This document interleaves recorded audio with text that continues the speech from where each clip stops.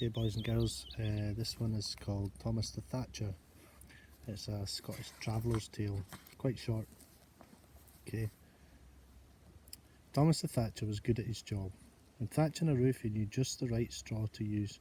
He knew when to cut the straw, he knew how to bundle it and store it so it would stay fresh until it was needed.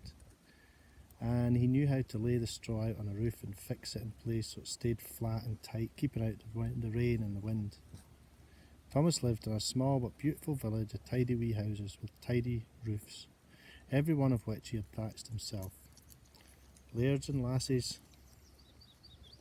passing through the village in their carriages admired the houses with their neat little roofs, and soon these carriages were being sent to fetch Thomas to thatch buildings on wealthy estates all over the land.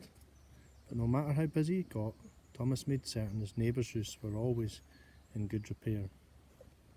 Which is why they turned a blind eye at first. You see, Thomas's roof was a mess.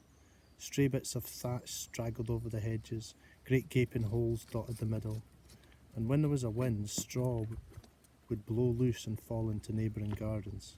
It wasn't as if he didn't work on his own roof. His neighbours saw him up there every fortnight or so fiddling with the hatch, but it never looked any tidier.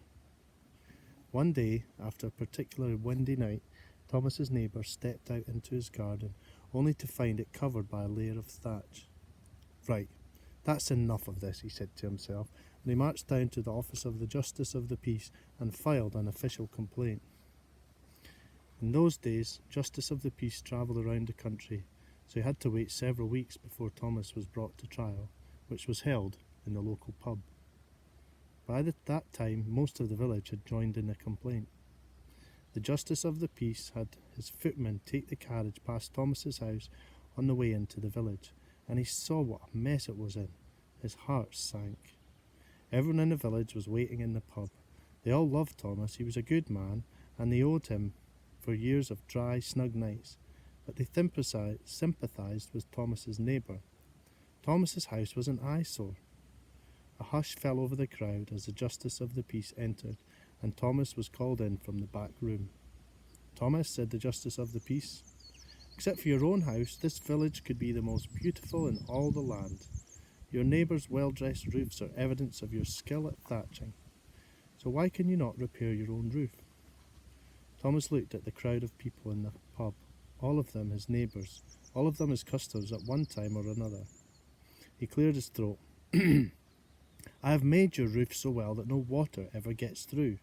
No thatch is ever blown out of place, and no patch is ever rot. If I made the thatch on my own roof that tight, the wee sparrows would have no place in which to raise their young.